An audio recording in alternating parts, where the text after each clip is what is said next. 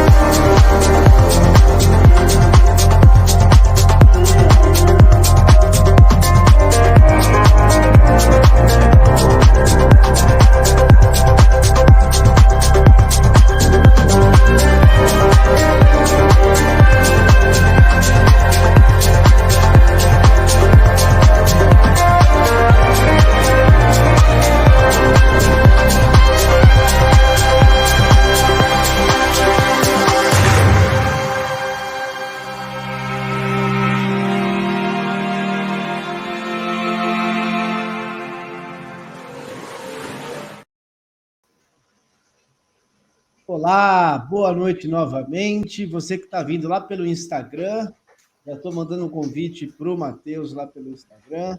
E aqui também a gente já está transmitindo pelo Facebook e pelo YouTube. Que você seja bem-vindo ao nosso canal. Acesse aí o sininho, toque o sininho para você nos ajudar no engajamento da página e que você receba todas as nossas notificações das atividades que a gente propõe aqui também no grupo Recuperação em Foco. Então, Matheus, por gentileza, se apresente para a galera te conhecer.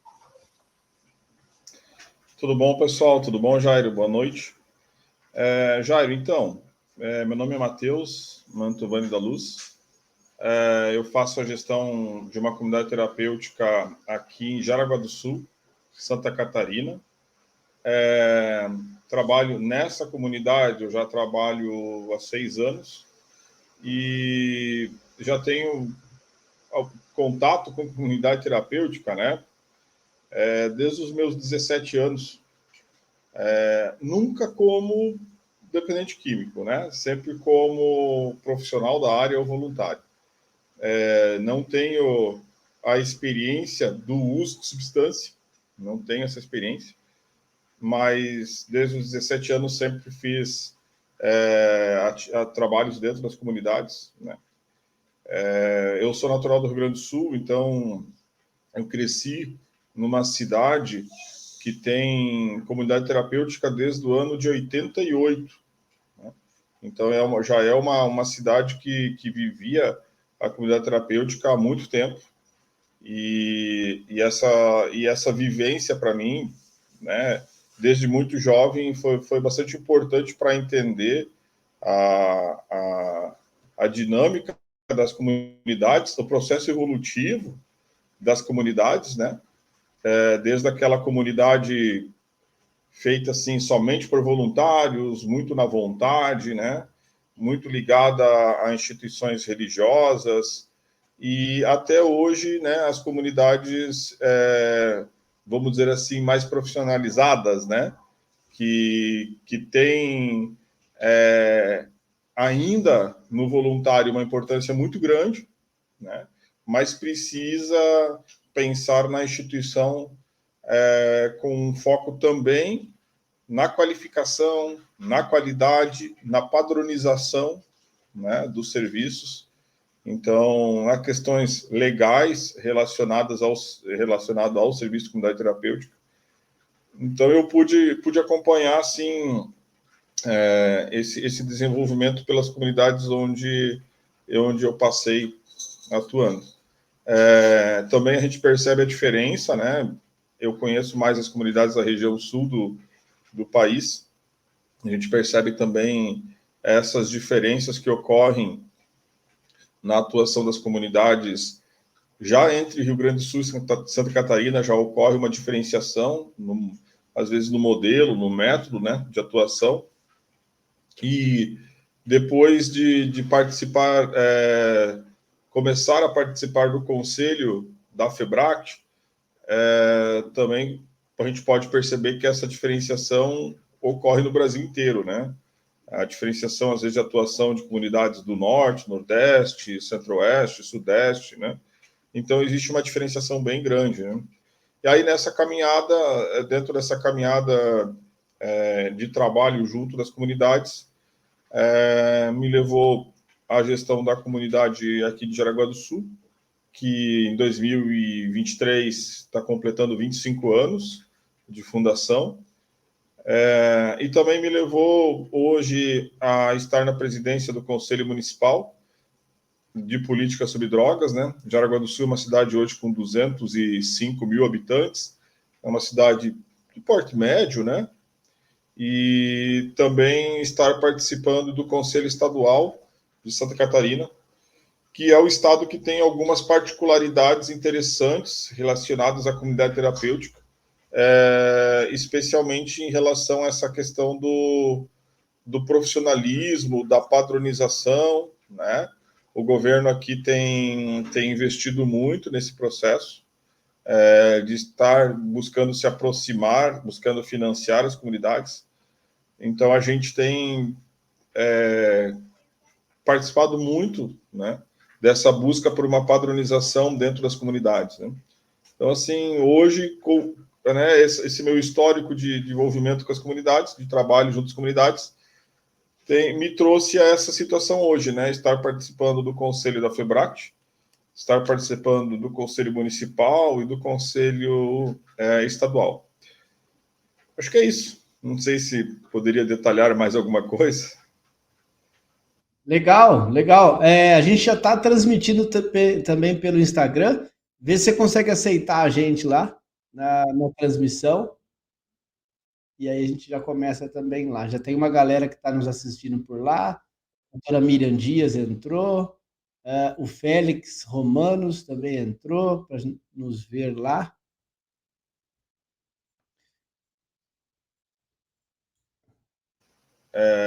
Estamos aqui em Jaraguá do Sul no meio de um temporal. E aí a nossa internet aqui, ela tá dando umas osciladas aqui, né? Tá bem ruim. Vamos ver aqui que eu recebi uma... Opa! Vamos lá.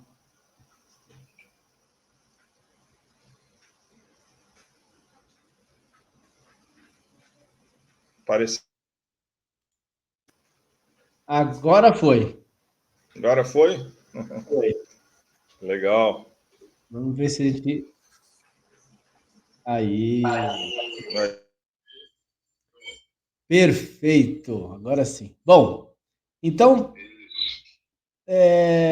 vocês que estão nos assistindo agora por todas as nossas plataformas, o Facebook, YouTube e também pelo Instagram, que vocês sejam bem-vindos. Eu vou colocar o tema do nosso bate-papo aqui hoje com o Matheus, que é a informatização dentro de uma comunidade terapêutica. Ele já se apresentou, né? Ele tem um baita de um currículo, né? Eu já fiquei...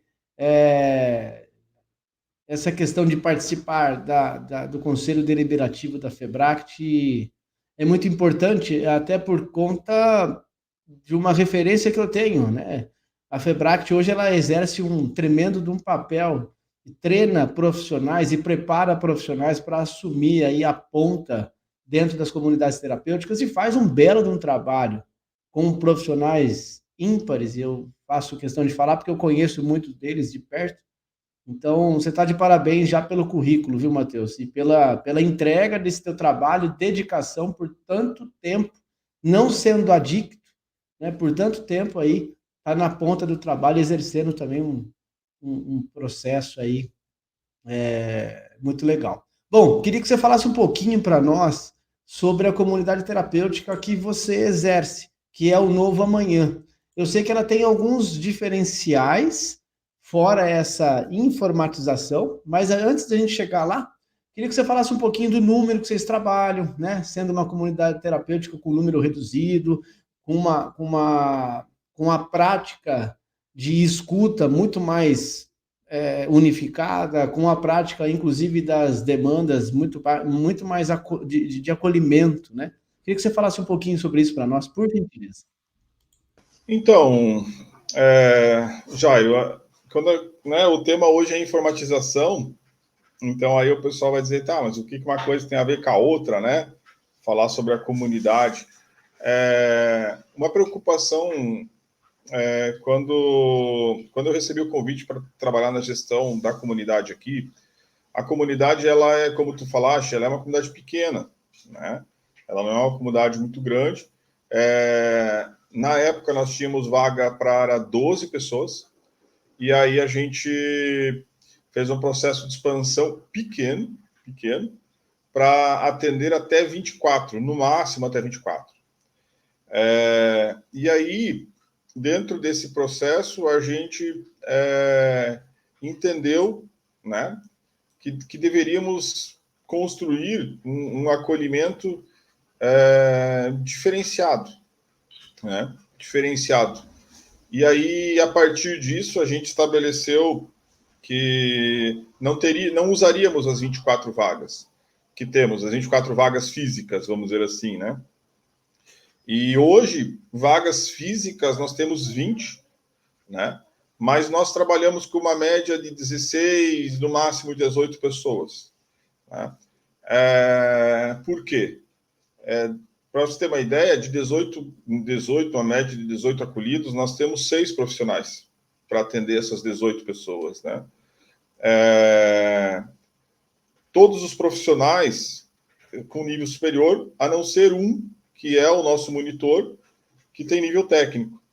Né? Então, assim, buscamos profissionais realmente assim, bastante qualificados. Né? De todos os profissionais de nível superior, eu tenho apenas um profissional que não tem, por exemplo, pós-graduação, não está cursando pós-graduação. Todos os outros já têm, alguns mais de uma, com 2, 3 pós-graduações. A gente tem um profissional, né, terminando o mestrado. Então, assim, a gente pensou em primar por um processo de qualidade, né? Qualidade no acolhimento, ela passa diretamente pela qualidade dos profissionais que vão atuar com os acolhidos e passa diretamente pelo contato, a construção, né, desse contato de forma muito íntima, né, muito próxima do acolhido. Eu não posso ajudar uma pessoa se eu não conheço ela, né, se eu não tenho o mínimo de conhecimento da necessidade que ela tem, né. O simples fato dela chegar numa comunidade terapêutica me diz que ela tem uma dificuldade, né, com uma dependência química. Mas a gente sabe, né, todos provavelmente que trabalham com dependência química sabem que o uso da substância é um detalhe, né?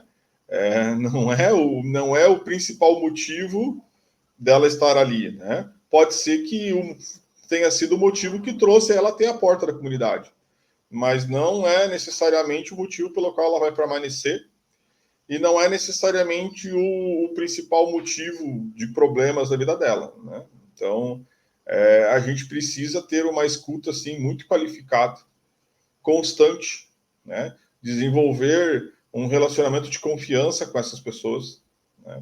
Conhecer essas pessoas a fundo, para poder realmente criar com elas um elo, um vínculo muito forte, muito saudável.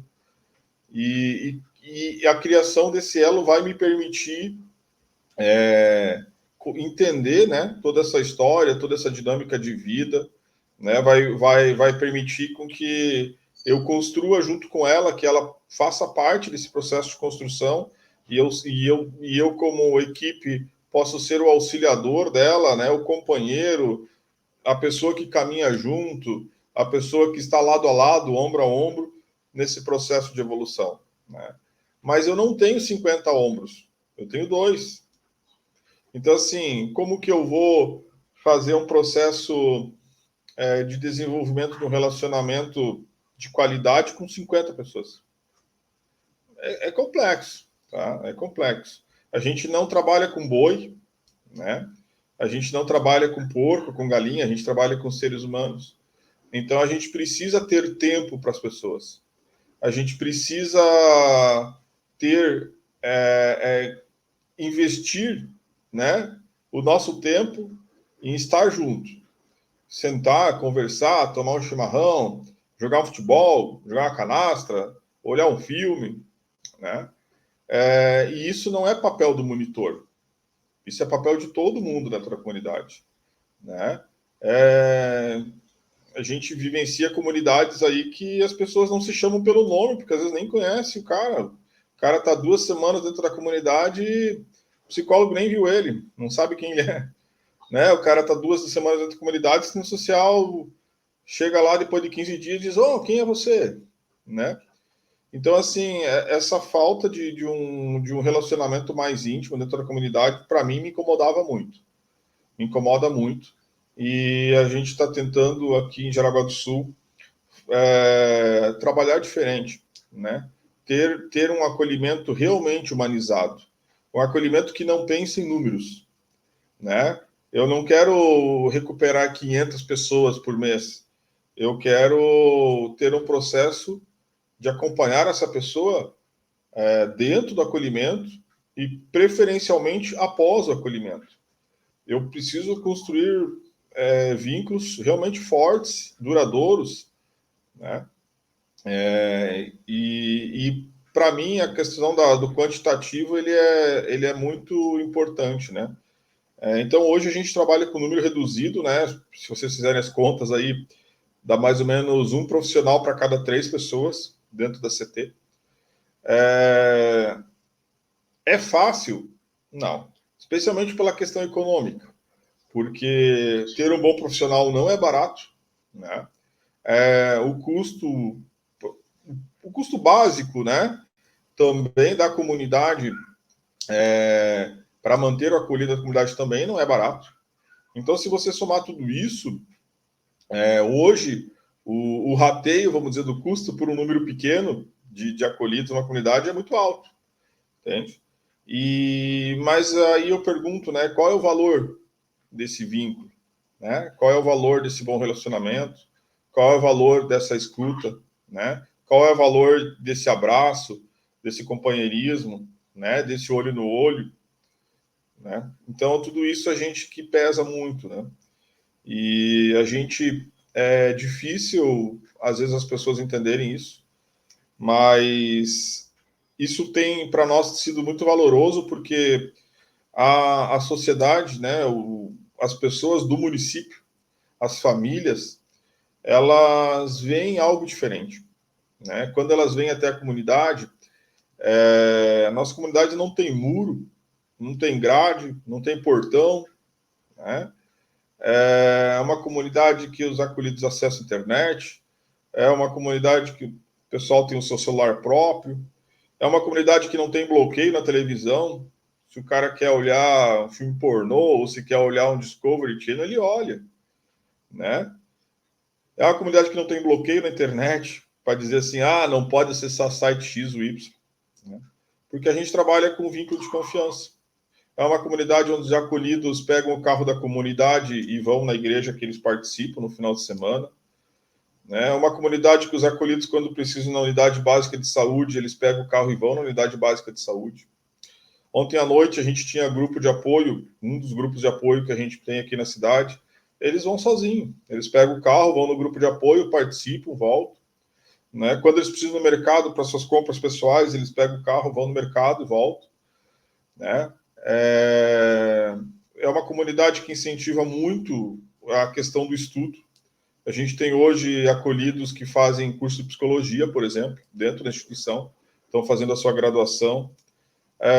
Muitos acolhidos entram aqui com um baixíssimo índice de escolaridade, e esse é um dos principais incentivos que a gente dá, mostrar para ele, né, trabalhar com ele, para ele entender que ele tem sim capacidade de ter uma graduação boa, ter um currículo bom, né, de ter um padrão educacional bacana, que ele tem sim capacidade de ter um primeiro grau completo, um ensino médio, né, e a gente incentiva eles a estudarem, a fazerem os cursos, as provas, por exemplo, do Enseja.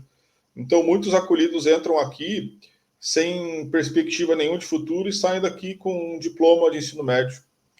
A gente tem parceria com algumas empresas para que uma das coisas que gera um estímulo muito grande, por exemplo, à saída da comunidade, né, ao pedido de desligamento, é questões de cunho financeiro, né? Pessoas que têm dívida na rua, pessoas que estão devendo uma pensão alimentícia, pessoas que não veem perspectiva financeira. A gente tem parceria com algumas empresas aqui, por exemplo, onde eles, em horários pré-determinados, eles podem fazer atividades terceirizadas para a empresa, por exemplo. Eles têm a possibilidade de obter recursos financeiros dentro do processo de acolhimento. Então, muitos acolhidos, por exemplo, conseguem produzir aí 500, 700, 1.200 reais por mês, como uma forma deles ter uma fonte de renda. Com esse dinheiro, eles vão no cinema, eles saem para jantar fora, né? Eles pagam almoço para os seus familiares, vão visitar a família, saem de reinserção, né? Botam gasolina no carro para ir. Eu vou lá visitar a minha avó, né? Poxa, beleza, o carro da comunidade está disponível. Ele vai lá, bota gasolina no carro da comunidade e vai visitar a avó. Então, assim, por quê? Porque a ideia, né, Jairo, é que eu acolho um dependente, né? E esse dependente, ele precisa se tornar independente, né? Ele não pode ser mais dependente, ele tem que ser autônomo, né? E eu preciso, como instituição, trabalhar essa autonomia com ele, entende? Então eu preciso olhar para ele não como um olhar de um pobre coitado necessitado que não tem o que fazer mais na vida e aí vem para a comunidade, mas aqui a comunidade é minha, é do Matheus, então ele tem que seguir as minhas regras do meu jeito, como eu quero, e se não tá bom, tchau, vai embora porque tem outro que quer entrar, não é assim? Eu falo para os acolhidos, a comunidade não é minha, a comunidade é de vocês. Quem mora aqui são vocês. Entende? Que tipo de comunidade vocês querem? Nós queremos a comunidade assim. Então façam assim. Eu quero uma comunidade que seja uma baderna. Então façam uma baderna. Bom, eu quero uma comunidade que seja de tranquilidade, de paz, de serenidade, de amizade, de vínculos fortes, organizada, cheirosa. Sei lá, que comunidade você quer? Faça. É isso que você vai ter, porque quando você receber as pessoas na sua casa, você vai apresentar para elas a sua casa. Quando você receber os seus familiares na comunidade, seus amigos, o cara que doa uma cesta básica, sei lá, qualquer pessoa que aparecer ali, né? Como que essa pessoa vai vir essa casa? Como essa pessoa vai vir esse núcleo? Né? Ele vai vir como uma coisa jogada às traças ou ele vai vir algo bacana, né? Ele vai sentir aí um ambiente pesado ou ele vai sentir um ambiente leve, um ambiente, né, agradável, né? Então eu acho muito importante os acolhidos entenderem que a casa é deles, a comunidade é deles, né? O funcionamento depende deles. Nós somos coparticipantes como funcionários, né? Eles que organizam todo o processo. Então, essa sensação de pertencimento, ela é muito importante. Como que eu vou ter uma sensação de pertencimento num ambiente onde me sinto em casa com 100 pessoas? Né? Como é que eu posso saber se esse aqui é meu quarto, meu tênis, meu banheiro, minha sala, minha televisão, se eu divido essa televisão com 100 pessoas? Entende? Então, assim, realmente a gente tenta aqui pensar um pouco fora da caixa, né? Não pensando no benefício da instituição, pensando no benefício do acolhido, né? O que ele, como ser humano, necessita? Será que ele necessita o resto da sociedade? Né? Será que quando a sociedade pensa em, por exemplo, em fazer uma doação para o Novo Amanhã, eles pensam em doar comida velha? Ou eles vão no mercado e compram o que tem de melhor para doar para aquelas pessoas porque elas são iguais? Né? E aí eu vejo por aí muita comunidade reclamando que nunca recebe uma doação, que nunca isso, que nunca aquilo, que é mal visto. Que... Cara, eu tenho uma visão que isso é culpa da própria comunidade. Porque quem constrói a imagem perante a sociedade é a instituição. Né? Quando eu vendo a ideia do Novo Amanhã, as pessoas entendem que é um processo de autonomia. Isso elas querem para todo mundo, elas querem para os seus filhos, elas querem para os seus pais, elas querem para o seu amigo. Né? As pessoas têm que entender que o dependente químico não é uma pessoa, né, um extraterrestre na face da Terra. Tem um acolhido nosso que essa semana tivemos conferência de saúde mental, conferência de saúde aqui em Jaraguá do Sul, e foi montada a tribuna de honra, né? A tribuna onde estão as autoridades lá, presidente do Conselho Municipal de Saúde, prefeito, secretário de Saúde. Nós contamos aqui com a presença de 3 deputados estaduais na conferência, mais a secretária de Saúde do Estado de Santa Catarina, e junto lá na mesa de autoridades estava o nosso acolhido. Né? Estava lá. Por que ele estava lá? Porque ele é um ser humano como qualquer outro, cara, e ele ocupa os espaços como qualquer outro, né? E por que ele tem que se sentir inferiorizado ou incapaz de estar ali, ou, né? Então, porque eu preciso entender essa dinâmica da vida dele e trabalhar com ele, para que ele entenda que ele é um ser com capacidades, é um ser com autonomia, é um ser que pode construir, sim, um estilo de vida saudável, um estilo de vida vencedor, né? Ele não é, para mim, só um número. Ele não é, para minha comunidade, só um financiamento do governo. Ele não é, para minha comunidade, só uma mensalidade.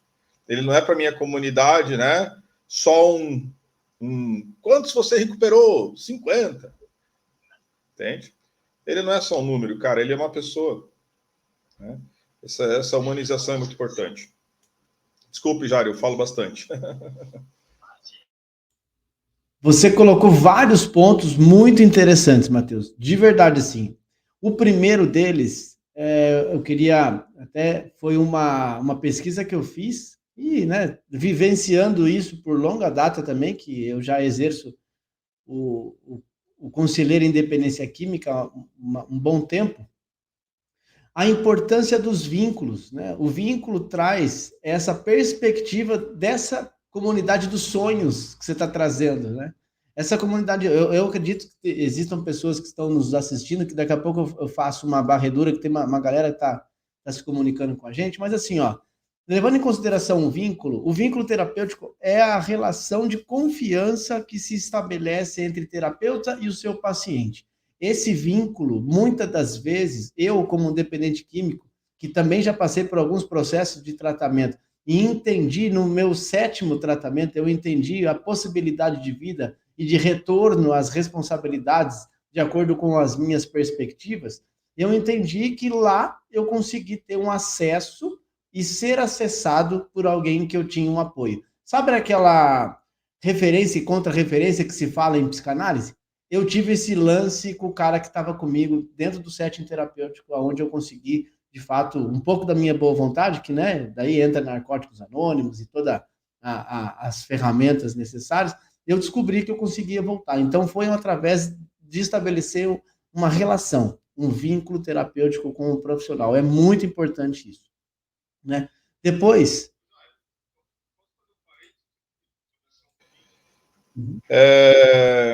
Na história aí vou falar do Novo Amanhã, tá? Não vou falar de muito para trás. Mas somente dentro dessa história do Novo Amanhã, o percentual, tá, de acolhidos que a gente recebe com histórico de violência infantil, né? Infanto-juvenil, crianças, adolescentes, que passaram por processos de violência bastante traumáticos, processos de abuso bastante traumáticos, né? Questões assim que realmente sim, criaram feridas muito sérias, né? Questões que criaram dificuldades sociais de interação muito sérias, né? E que pessoas que por causa disso encontram na droga um alívio, entende? E aí, cara, como é que eu vou conseguir tocar, né? Acessar uma pessoa, cara, para falar de algo tão particular, tão pessoal, tão íntimo, se eu não criar um vínculo com ela? Né? Como é que eu posso dizer para ela, não, mas ela está aqui 6 meses em abstinência, tá limpa, mas as crateras psicológicas estão lá dentro, gigantescas. E aí a pessoa entra e sai da comunidade, cara, ela não consegue criar vínculo com ninguém, ela fica fantasiando uma realidade que não existe. Ela fica tendo uma vida terapêutica dentro da comunidade fantasiosa. Daí ela fica lá 6 meses, né, empurrando com a barriga, porque ela não consegue realmente ter alguém que auxilie ela a acessar. E ela sai e volta, e daí recai, né? Porque os problemas macro não foram resolvidos, né? Ou não estão num processo de cicatrização, né? E aí é muito complicado, sabe? Então, o vínculo, a confiança, ela é a base de tudo. É a base de tudo. Se não houver isso, não se constrói nada de terapêutico. Aí é só falácia, entende? Fica tranquilo. É exatamente isso, né? A importância desse elo bem feito, até porque esse elo também vai contar quando o cara sair da comunidade, ele vai lembrar o bate-papo que ele tinha ali, as promessas, enfim, tudo que é construído dentro de um elo muito bacana, esse cara vai levar para o pós-tratamento. E isso é muito interessante, esse olhar. Outra coisa que você falou em relação aos atributos da psicologia e do acompanhamento do acolhido em todos os âmbitos, ou seja, em todas as esferas terapêuticas dentro do ambiente. A multi e interdisciplinar precisa saber exatamente das demandas de cada acolhido. Então, você falou, eu tenho um conselheiro para 3. Eu acho que é muito valoroso quando você fala isso, Matheus, porque a demanda que existe em comunidades terapêuticas hoje, que tem 70, 80, só tem um terapeuta, no máximo 2 terapeutas, no máximo, sei lá, o conselheiro terapêutico. Enfim, a demanda existe, as crateras emocionais, elas existem. Quando eu, por exemplo, quando eu entro dentro do setting terapêutico, eu sou o cara que eu ponho uma música, vamos refletir a respeito da música. Hoje, por exemplo, nós falamos sobre as 6 modalidades de medos, né? Por que eu me encontro com medo hoje? E vamos entender um pouco mais isso, que é a famosa terapia racional emotiva, né? Que faz todo sentido quando eu entro em contato com esses sentimentos ou esses pensamentos. Eu preciso me achar, eu preciso me encontrar, né? E aí, fazendo um parênteses aqui, tem uma galera entrando, que é o Sede Sóbrios, que é o Hermes, ele tem esse canal muito legal, ele tá vindo lá pelo Instagram, ó. Ele fala assim, o transtorno por uso de substância acaba sendo uma gota em um oceano de questões particulares de cada indivíduo. E a gente estava falando isso. Você quer falar um pouquinho sobre isso? Antes, depois a gente já pega outro comentário aqui. A frase é autoexplicativa, né? É só para quem não conhece mar. Se tem alguém de Minas aí que não conhece mar, né? Mato Grosso, uma coisa assim, mas a frase é autoexplicativa. O transtorno é o peixinho, né? Ou pode ser o tubarão. Tu pensa, pô, é um tubarão. Mas o tubarão mora no oceano, cara, com outros milhões de tubarão que ele nunca viu na vida, né? E continua sendo um tubarão. Mas é perto da grandeza do oceano, ele não é nada, né?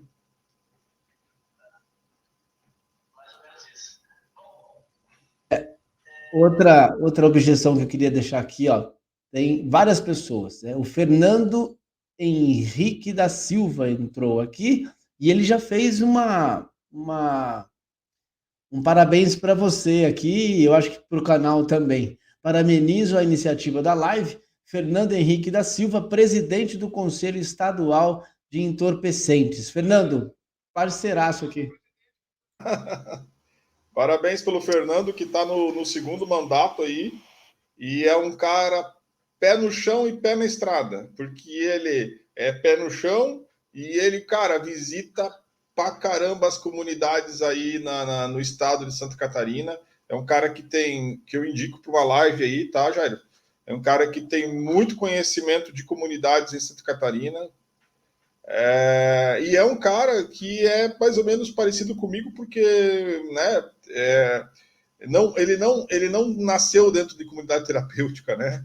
É um cara que se associou às comunidades porque tem um olhar, né, caridoso, tem um olhar de amor ao próximo, né? De querer somar ao que está funcionando, né? Então, o Fernando é um muito bom aí nome para tuas lives futuras aí. E outra, ele é radialista, né? Então ele tem o dom da palavra também, né? É radialista, advogado, tem o dom da palavra, um cara fantástico com uma live. Bom, Fernando, já fica a dica, entre em contato aí no direct, manda um oi lá no direct, vamos conversar, vamos articular, né? Seja bem-vindo ao canal, né? E eu vi que ele já está começando a seguir a gente também aqui. São pessoas como essas, né? Que têm uma iniciativa, que têm aí a força de vontade, que enxergam o indivíduo como um todo, não como um rótulo, que você também já falou isso aqui, né? O rótulo a gente já conhece. A parte da dependência química, do uso frenético, a gente já conhece. Agora, basta a gente conhecer quem que é o Jairo, né? Vamos conhecer ele dentro da comunidade terapêutica. E nesse modelo que você traz, cara, é impressionante, como você falou assim, olha, o acolhido pode encher o tanque e ir lá visitar a avó, o acolhido pode ter autonomia aos poucos, e isso tudo é iniciado dentro do elo terapêutico. O cara precisa enxergar isso. A importância do ambiente só vem de acordo com o que eu acredito que o ambiente pode me oferecer. Senão eu não permaneço. É como se fosse uma loja. Eu só volto na loja para comprar qualquer coisa se eu me sinto bem, se eu sou bem atendido, se a qualidade é boa, enfim. Eu só indico se for isso. E é o mesmo sentido para uma comunidade terapêutica. Vocês estão de parabéns pelo trabalho, viu, Matheus? Desenvolvido aí em Jaraguá do Sul. Eu vou deixar aqui, ó, na tela o Instagram lá da comunidade. Entrem aí, visitem aí. O Matheus vai te colocar algumas questões se você tem dúvida, né? Inclusive, se tiver vaga, né, Matheus? Você já tem aí o Instagram, se as pessoas quiserem acessar. Nós temos uma rotatividade muito baixa aqui, cara. Então, de vaga é difícil. É difícil. Enfim. Mas parte da informatização. Então, pensando em tudo isso, a gente tem aí um paradigma, vamos dizer assim, né? Porque eu preciso pensar no indivíduo, né? E aí o indivíduo Jairo, ele precisa de um olhar diferente do indivíduo Luiz, né? Ele tem as suas particularidades, eu não posso entender o acolhido como uma cocheira de vaca, né? Onde cada um fica na sua baiazinha e todo mundo recebe a mesma ração, a mesma cocheira, né? Eu não posso pensar dessa forma, eu tenho que pensar, entender que cada indivíduo tem a sua necessidade, as suas particularidades, a sua história. No entanto, eu também tenho questões legais, né? Eu também tenho questões de estudar padrões de comportamento, né? Então a gente também precisa atender algumas normativas, né? Por exemplo, a construção do PIA, né? Eu preciso ter uma construção, né? Essa construção do PIA ela tem que acontecer a cada 30 dias, né? Ela tem que ser mensal. Eu preciso ter um processo de avaliação muito coerente, muito concreto, para entender, né, se esse acolhido, na sua construção, ele está atingindo as metas ou não, né? Eu preciso que ele compreenda que a vida não é feita nas coxas, a vida não é vida louca, é vida organizada, né? Ela é uma vida de responsabilidades, né? A vida ela tem ela me cobra horário para ir, horário para vir, né? Ela me cobra compromisso de bater ponto na empresa, na entrada, na saída. Então, eu também tenho que entender que a vida é feita de padrões, né? E dentro da comunidade não é diferente. Então, como que a gente pode construir uma comunidade onde eu olho o acolhido e tenho uma atuação baseada no indivíduo, mas que eu possa também ter um processo científico, que eu não faça as coisas na coxa, né? Que eu não faça as coisas da cabeça do Matheus, não é da cabeça do Jairo, né? O que é feito que dá resultados, né? Qual é o método que dá resultados? Ou, dentro dos métodos que dão resultados positivos, qual é o melhor, né? Qual é o melhor método para mim atuar na minha comunidade, com os meus acolhidos? Eu vou escolher o melhor método baseado em números, né? Se eu tenho lá 100 mil reais para aplicar, eu não vou aplicar no rendimento que me dá prejuízo, eu vou me aplicar no rendimento, né? No fundo, na poupança, seja lá aonde me dá o melhor juro, onde eu pago o menor imposto. Então, assim, eu tenho que pensar com racionalidade o acolhimento também. Eu tenho que ter, né, esse olhar humanizado, mas eu tenho que também racionalizar os meus processos. Para quê? Para obter números, obter dados, né? Esses dados me ajudam muito. Então, eu vou dar um exemplo, né, um exemplo muito bacana de uma tese de doutorado do Dr. Pablo Kurlander, né, onde ele apresenta um questionário, né, que ele chama de Quara, né, que é uma avaliação por alta pedida, né, um questionário onde 12 perguntas, se eu não estou enganado, 10, 12 perguntas, onde essas perguntas elas fazem uma análise dos motivos do pedido de desligamento, né? Então, esses motivos, eles têm que ser analisados em bloco. Então, assim, o que a gente faz, por exemplo, na comunidade? A gente faz a aplicação do questionário, entende ali o motivo, né? Olha, tivemos 10 altas, 20 altas no ano, lá tivemos, vou dizer, 500 altas. Ok, o que esses números me dizem, por exemplo?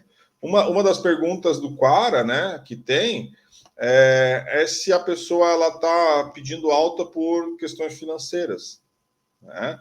Olha, você está pedindo alta porque tem dificuldades financeiras? Sim ou não? Né?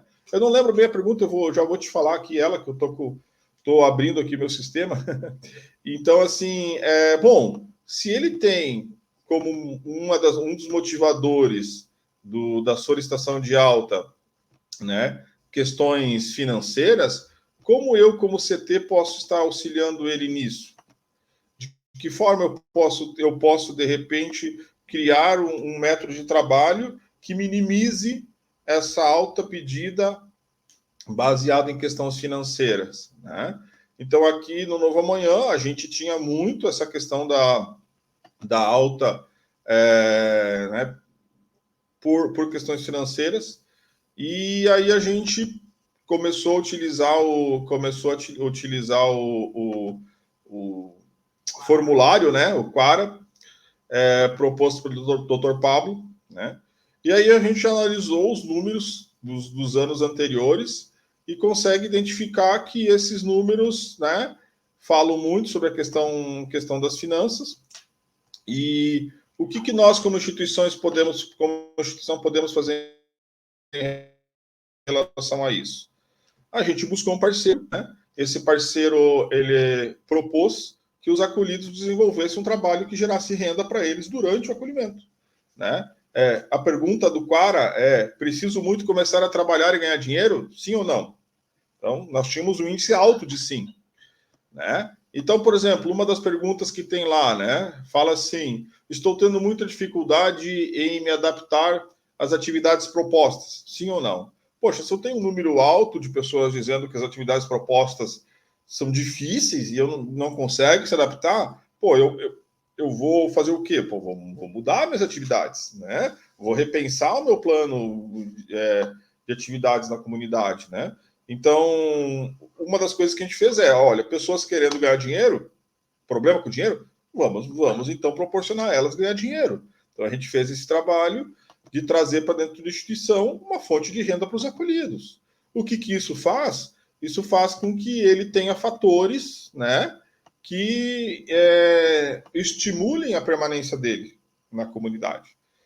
Então, assim, ó, ele está ganhando tempo, né? Tempo de aprendizagem, tempo de convívio, tempo de recuperação. Então, isso é importante, fator importante. Mas aí eu tenho outras questões, né? Por exemplo, as avaliações, né? A gente construiu alguns modelos de avaliação também, de diversos quesitos. Um que a gente utiliza, ele tem 57, 58 quesitos que são avaliados mensalmente. Mas isso tudo no papel é muito complexo de fazer, né? Então a gente fez uma parceria muito bacana com o Eduardo. Ele tinha um sistema off-board, né? Que era instalado na máquina, chamado WS. E aí, dentro dessa parceria com o Eduardo, a gente estava se propondo a ter um sistema na nuvem, né? E aí, junto com essa parceria dele aí, a gente começou a montar, trazer para o sistema tudo isso que a gente trabalhava já de forma manual. E em 2020, esse sistema começou a funcionar na nuvem, né? E hoje tudo que a gente faz na comunidade, ele é dentro do sistema. Então eu vou fazer um processo de triagem dentro do sistema, vou fazer uma avaliação de triagem da assist, do audit dentro do sistema, vou fazer um preenchimento de ficha cadastral, vou fazer um preenchimento do PAS, né? Vou fazer um preenchimento de anamnese, vou fazer as avaliações ou as autoavaliações, né? Tudo dentro do sistema. Avaliações de alta, o quadro de atividades, né? O registro das atividades dos acolhidos, os registros de encaminhamentos deles, tudo, absolutamente tudo dentro do sistema. Então, inclusive documentação dos acolhidos, né? Documentação RG, CPF, encaminhamento médicos, receitas médicas, tudo digitalizado e jogado para dentro do sistema. Com qual objetivo? Também de padronizar o atendimento, né? Eu poder ter um PAS organizado, né?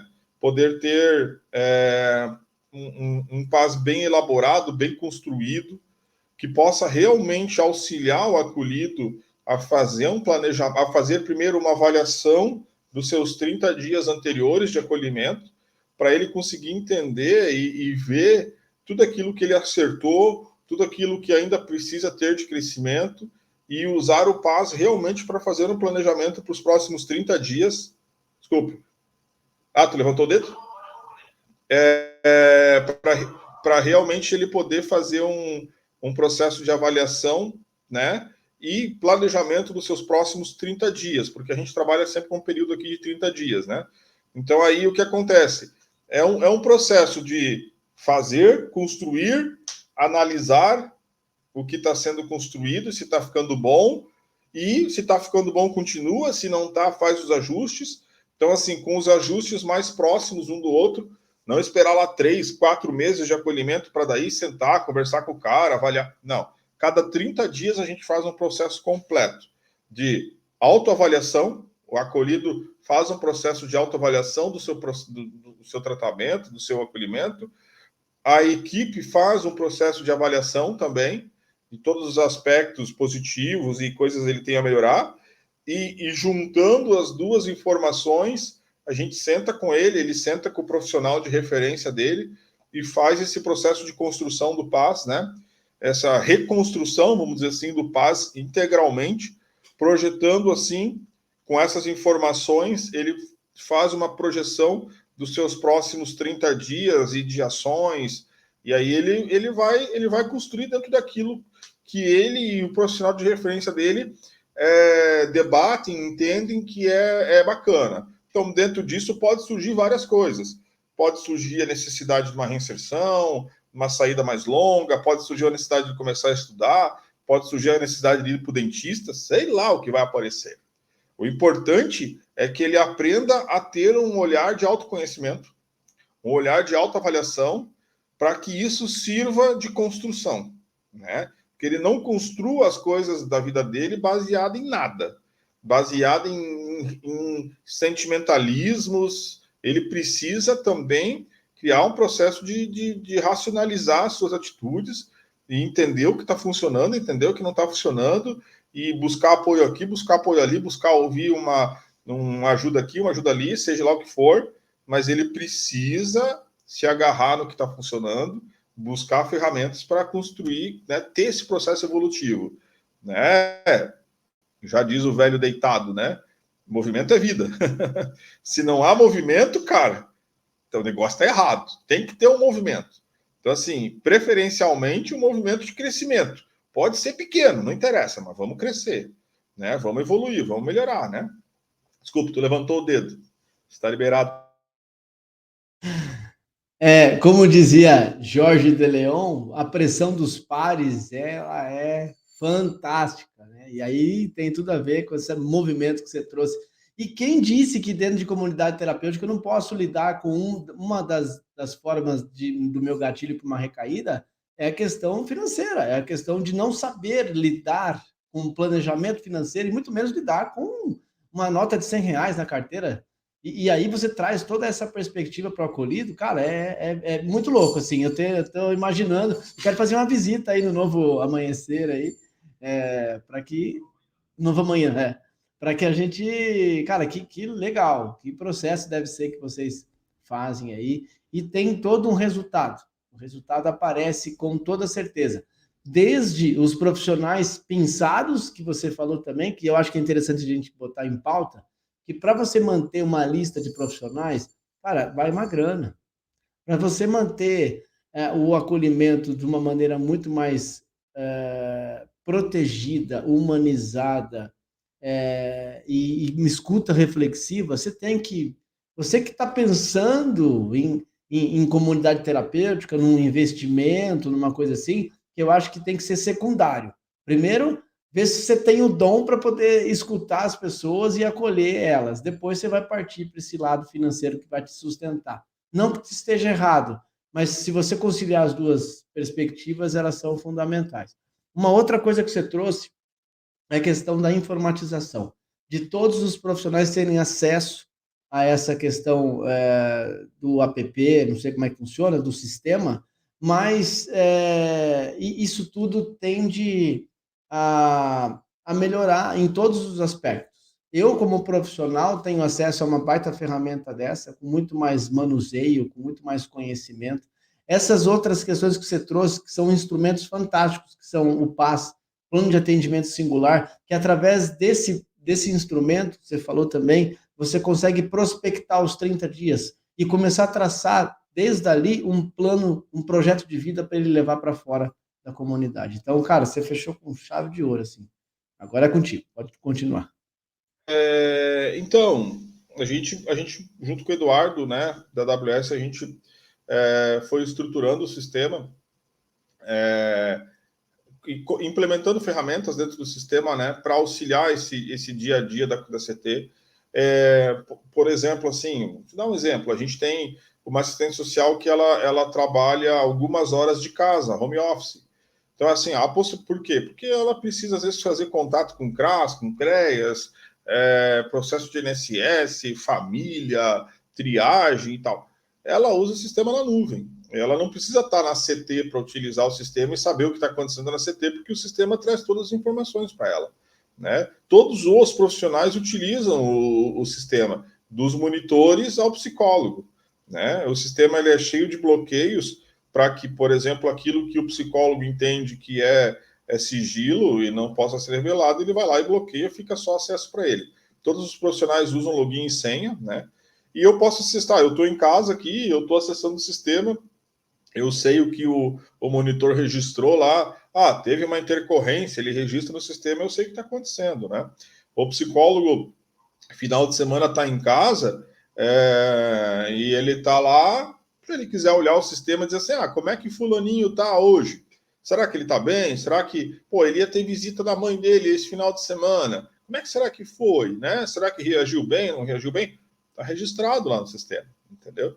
Então, foi muito bacana essa construção aí com o Eduardo, porque hoje a gente recebe muito feedback, né? O Eduardo, muito mais do que eu, porque ele está no dia a dia mexendo no sistema, né? Mas o Eduardo, assim, ele recebe feedback, por exemplo, de comunidades que estão usando o sistema, né? E que não sabiam, por exemplo, o que era um PaaS, ou não sabiam construir um PaaS, entende? Então, assim, a gente também pôde, querendo ou não, com a nossa expertise, auxiliar muitas comunidades, né? Hoje a gente está com esse sistema em 122 comunidades no Brasil todo, utilizam esse mesmo sistema padronizado, entende? A gente tem aí uma média de quase 5 mil acolhidos ativos na plataforma, né? Ativo, ou seja, é aquele cara que mais ele está ocupando uma vaga, né? Então, assim, existe aí um banco de dados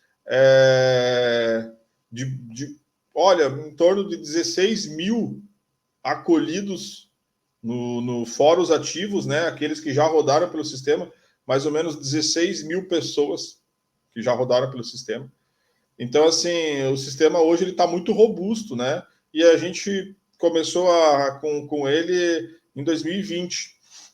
Então, ainda é um sistema bastante recente, né? Ainda tem muitas coisas a melhorar, muito a crescer, mas a gente já está, por exemplo, batendo a marca de 100 mil atendimentos via sistema, né? Em todas as comunidades que usam ele. Entende?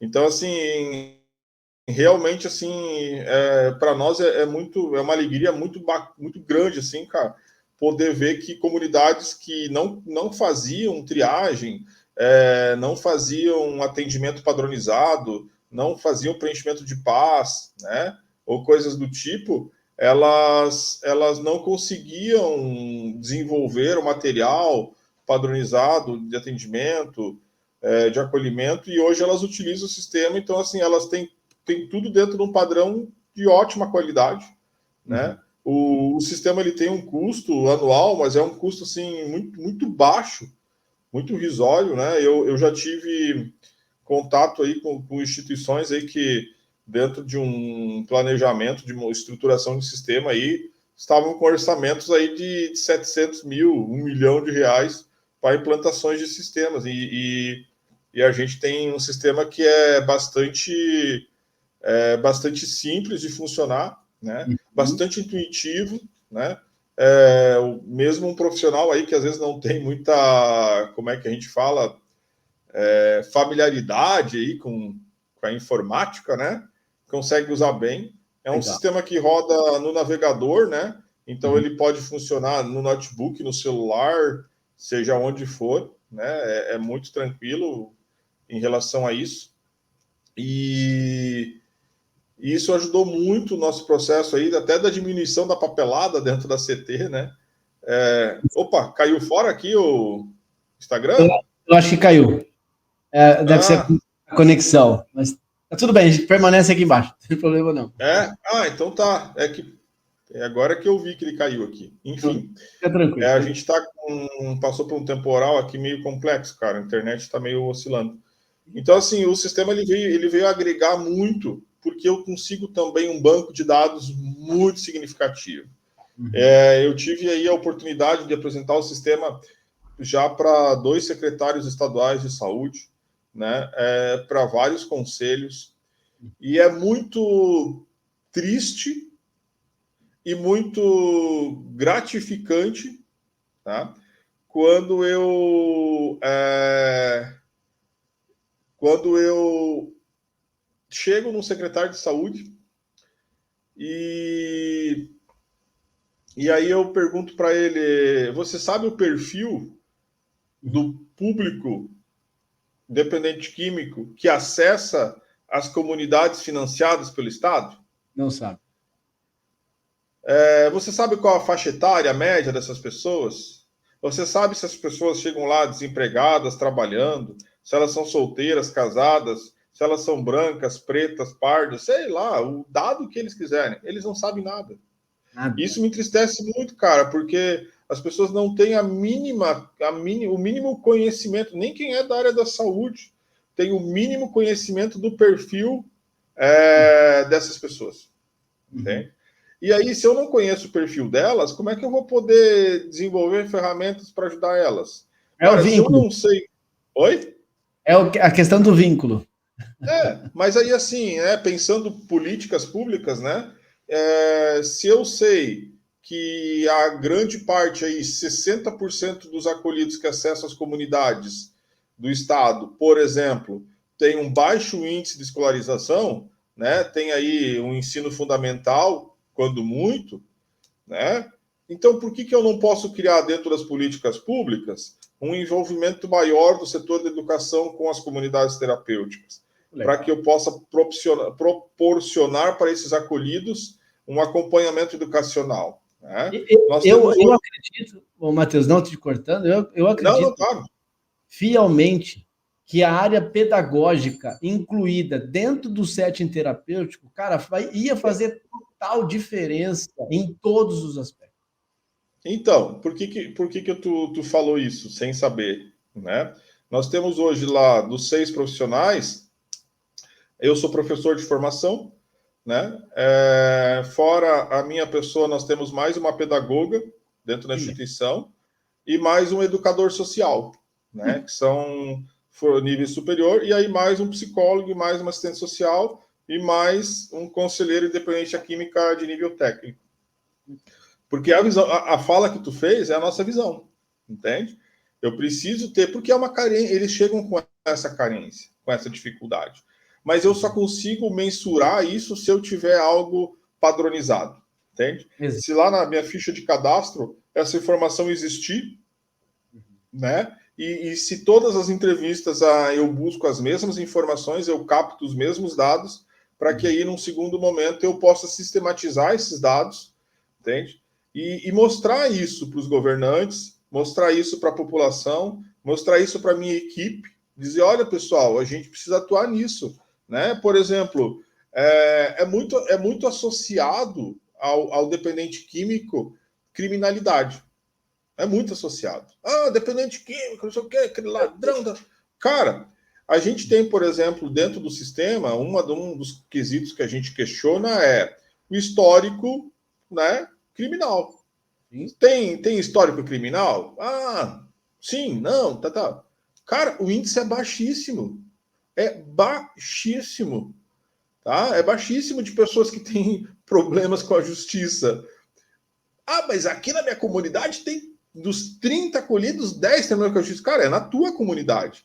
Mas isso não quer dizer que é uma regra a nível de Brasil, a nível de Estado ou algo do tipo. Entende? Para mim conseguir entender qual é a lógica, qual é a regra, entre aspas, eu preciso ter números. Mas não é o número da tua CT, é o número de todas. Exato. Entende?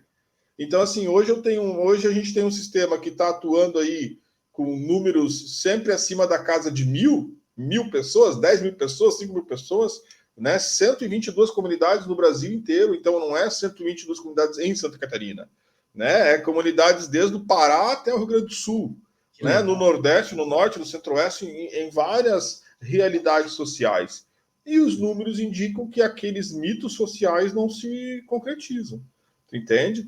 Existe sim algumas verdades, né, da questão, por exemplo, do desemprego.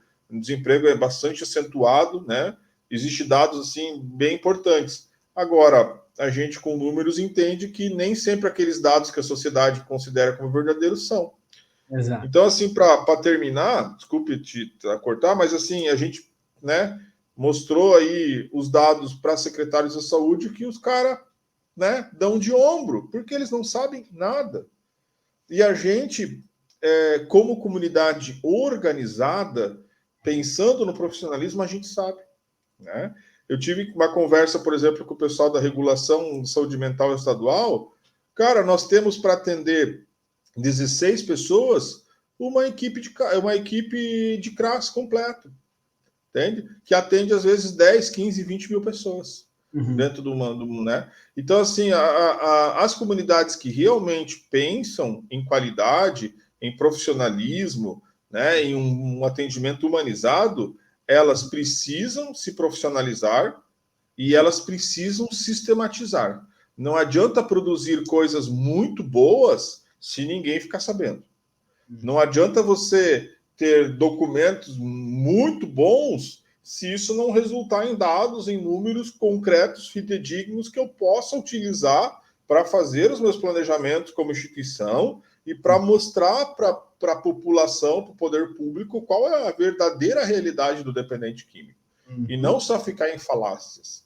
Perfeito. Perfeito. Quando você fala falácias, eu lembro do Vinícius Marinassi, um dos professores dos módulos da FEBRAC, ele fala essa palavra. Eu gosto. Eu acho que eu aprendi com ele, tá? Porque eu já fiz algumas aulas com ele.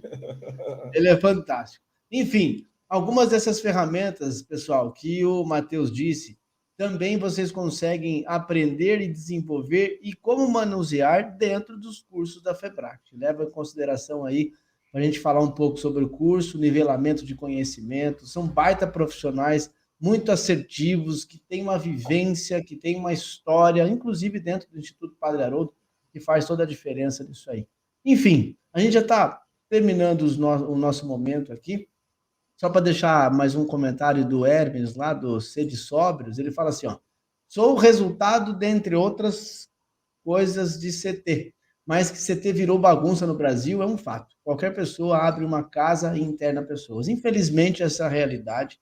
Infelizmente, não vou generalizar, como o Matheus trouxe, né? Porque resultados são resultados, independente do seu resultado, não é uma única forma de pensamento que tenha o resultado numa outra CT. Mas essa realidade que o Hermes colocou, isso de fato acontece, ainda acontece, eu espero que esteja acabando os dias dessas comunidades, da vivência dessas comunidades, porque isso não é tratamento, isso não é humanização, isso não é um envolvimento entre família e terapeuta e acolhido, não tem nada disso. Isso tem outras formas de pensamento, menos comunidade terapêutica. Mas os dias estão contados, eu creio, para que a gente consiga nivelar todo o conhecimento. E trazendo essa possibilidade que você trouxe, Matheus, dessa comunidade ímpar, que eu faço questão de um dia conhecer, se assim você me permitir, né? Com certeza. Quero estar aí para a gente tomar um café aí e eu aprender muito com vocês. Acho que tem total diferença. Bom, era esse mais ou menos essa a ideia da gente trazer esse tema da informatização dentro da comunidade terapêutica, que faz toda a diferença, sim, né? E aí reduz os papéis e os resultados aparecem de uma maneira muito mais tranquila e até mesmo os acolhidos ficam com essa ideia de comunidade, ideia positiva, né? Não essa ideia de comunidade que já existe por aí, que a gente já citou. Enfim, Matheus, quero te agradecer de verdade a presença aqui. Com certeza vamos já articular uma outra agenda, vamos ver se bate os nossos compromissos para a gente trazer uma outra questão, outro tema, né? Também quero te parabenizar por ter parte aí no corpo deliberativo da FEBRAC, fazendo esse trabalho que você faz de presidência do Conselho Municipal de Políticas sobre Drogas, porque pessoas como você que a gente precisa na ponta. Chacoalhando lá e vamos ver o que acontece aqui embaixo com a gente. Mas parabéns pela tua iniciativa, parabéns pelo teu trabalho, genial. Faça suas considerações finais para a gente terminar, por gentileza. Eu queria falar para o Hermes, que fez essa fala ali, né? Se você puder colocar de novo para a galera ler, do Sede Sóbrios, acompanha lá que pela fala dele, ele sabe, tem conhecimento de causa. A resposta para isso, Hermes, de ter que viver num país bagunçado e como eu posso, dentro dessa bagunça, me diferenciar, né? A resposta para isso é profissionalismo. Boa. As pessoas enxergam com muita clareza o que é um acolhimento humanizado, o que é um atendimento profissional, o que é uma CT organizada, o que é uma CT que tem dados, números para apresentar, né? O que é uma CT que preza pela qualidade de vida dos seus acolhidos. As pessoas enxergam isso. E se você hoje enxerga bagunça, né, é porque você sabe o que não é bagunça. Você sabe a diferença do que é uma CT que funciona e o que é uma CT que não funciona. Então, o que a gente precisa é incentivar aquelas CTs que nem estão no campo da bagunça e também não estão no campo lá do outro lado da bagunça, né? Que é a busca do crescimento, do profissionalismo, né? A busca da qualidade. Então, essas CTs que estão ainda com um caminho um pouco indefinido, né? Se vão para a qualidade ou se vão para o ostracismo, né?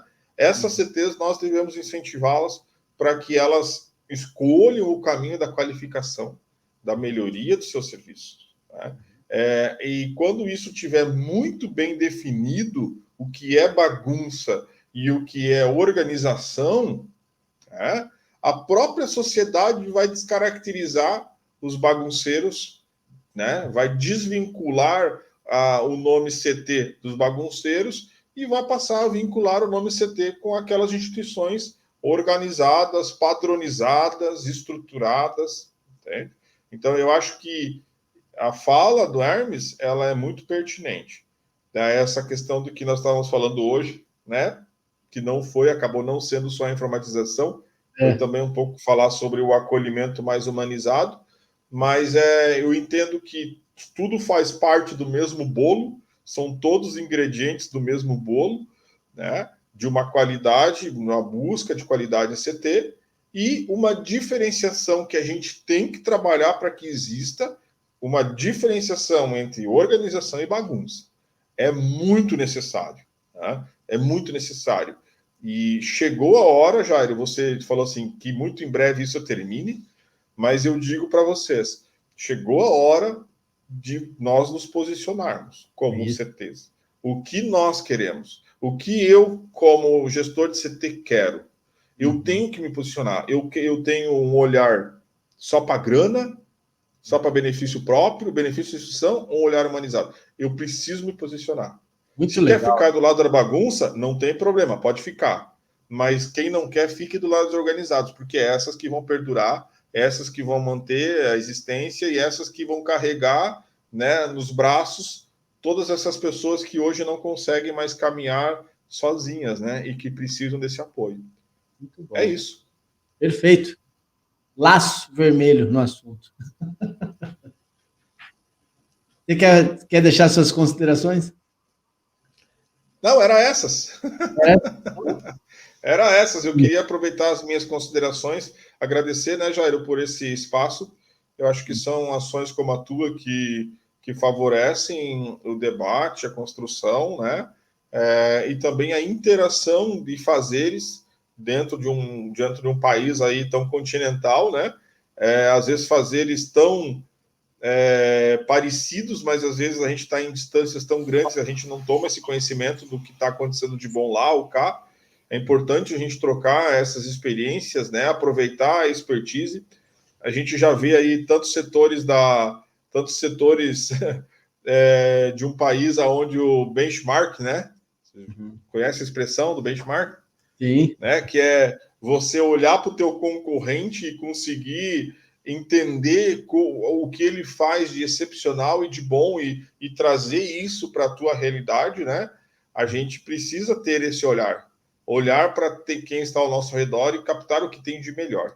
Então, eu só consigo fazer isso se houver interação entre as partes. E o Jairo, com o teu trabalho, tu acaba fazendo esse elo, né, entre personagens em diversas partes do Brasil para debater os melhores assuntos, né, falar sobre as melhores experiências e servir aí como um canal de aprendizagem para todo mundo que quer evoluir e sair da bagunça. Não vou esquecer dessa expressão que o Teles, né? Não, Hermes, perdão, confundi com o sobrenome. Que o Hermes citou, porque eu acho muito pertinente. Legal. Beleza? Legal. Mais uma vez, obrigado. Acho que também já vamos combinar uma uma live com o Fernando, ele já deu o ok lá no Instagram. Vai ser uma baita, um assunto legal. E aí eu queria deixar uma frase. Você falou que um dos profissionais que você tem aí é o educador social. E aí eu queria deixar para muitas pessoas que têm essa baita responsabilidade dentro de comunidade terapêutica, que é o educador social ou o conselheiro de independência química, dependendo da onde você está atuando, que fala assim, ó, o educador social é um grande desafio, pois constitui-se em uma grande tarefa artesanal de construir uma ideia, uma obra, uma esperança futura e edificar saberes aprendidos e cultivados no cotidiano da vida. Então, cara, você que exerce essa atuação aí, vista a camisa e faça com o coração na ponta da chuteira que dá resultado certo. Era isso. Né? Quero agradecer todo mundo que entrou aqui também pelo Facebook, pelo YouTube e também pelo Instagram. E amanhã tem mais, pessoal. Fiquem todos com Deus. Matheus, de verdade, obrigado. Uma boa noite, bom descanso. Valeu, tchau. Até mais.